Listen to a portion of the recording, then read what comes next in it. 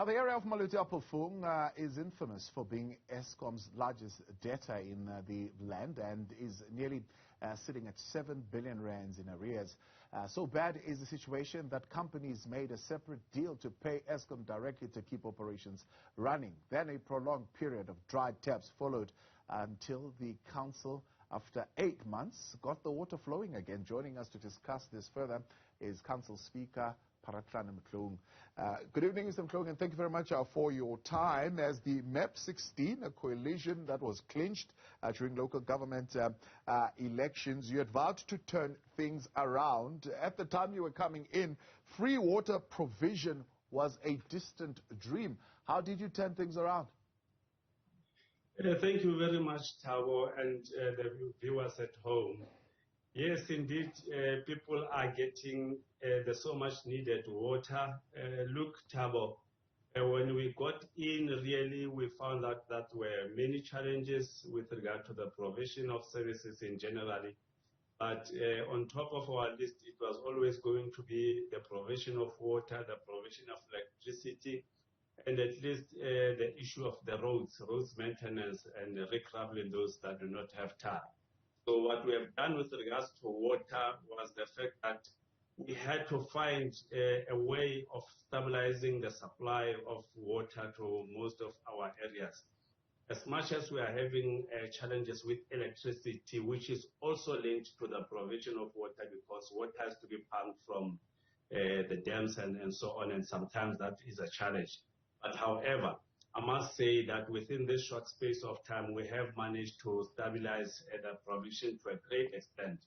One of the things that we have done was to make changes to the management at our water entity. And because we realized that some of the attitudes that were there with some of our employees were a problem in themselves. It got us to a situation where even some key points of water provision had to be at some securities because we realized that there was also an element of sabotage. So I can tell you now proudly that even some areas that have not had water for about 8 to 14 years respectively are now getting water, and we're still waiting on other areas that are still without water. Some will be able to get water soon. How much of this intervention is in collaboration with the Bloom Water Board? I tell you what, in April, I think, when the president was doing the imbizos in the Free State, the Minister of Water and Sanitation, Senzo Mkhunu, announced that there will be some 1.7 billion rands water projects that will be conducted, at least 500 million ones that I can recall, and these will be done through the Bloom Water Board. Is this part of those projects? No, definitely not. This is the work that we have done on our own before even the minister could appoint Bloom Water to come and assist us. And we hope with this intervention that Minister Mkhunu has advanced to us as a municipality will even reach greater heights, will achieve more. We really hope this cooperation that we'll have, because we still have to sign an SLA with Bloom Water, will be able to do much more, because remember, we are still dealing with an old infrastructure in Maluti-a-Phofung that was not meant to last this long, that was not meant to supply water to the population of the size that it is today. So that of Bloom Water, we are still to see the benefits of that intervention. All right. What's the delay with the SLA? Why is the service level agreement not in place? No, the SLA is being worked into. However, the officials of Bloom Water, together with our officials, are already working together, cooperating. Yeah. That is only what is left is only the formality that we will be signing the SLA and so on. But they are already on the ground, busy with the business plans and strategies of how all these things will be done. Yeah. The progress report at the time was sitting at about 30% in terms of the project's completion, and the target was set for 2025.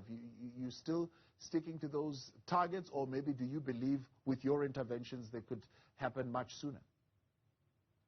we believe most of the projects will happen much sooner with this intervention. Indeed, we hope a lot of things, those that were already in the pipeline, with this shot in the arm that the minister has afforded us, we believe things will happen much sooner.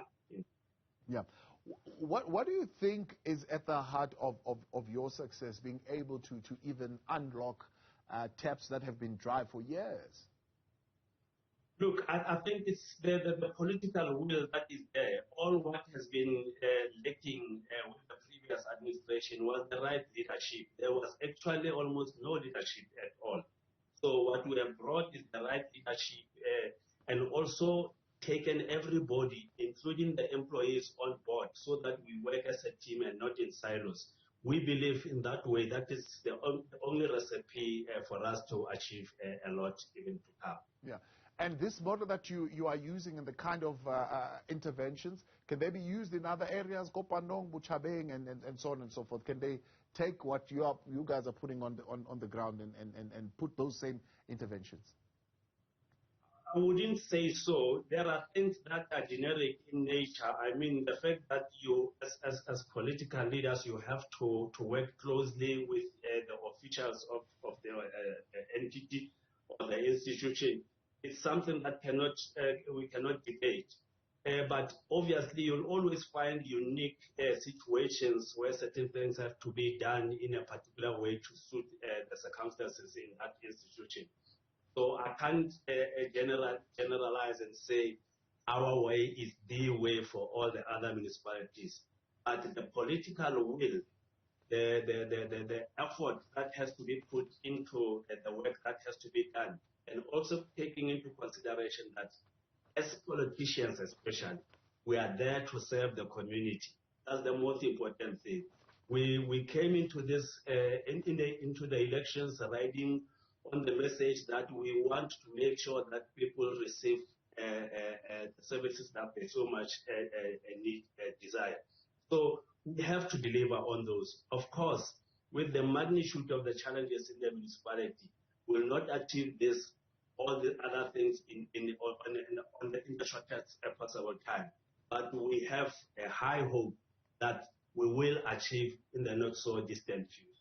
I believe, Mr. Motloung, you've been lured back into the ANC, your initial party that you left. Are you looking at those invitations?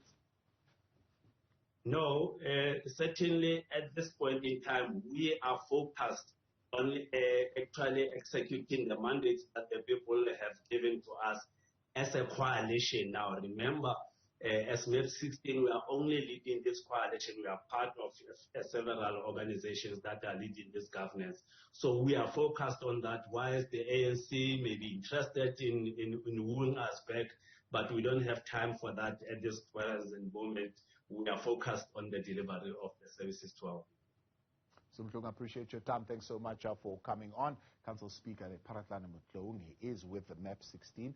They've clinched, of course, as he mentions, that coalition with other parties to lead their Maluti-a-Phofung municipality, where they've managed now to unlock some water in taps that have been running dry for 8 months, others even for many years.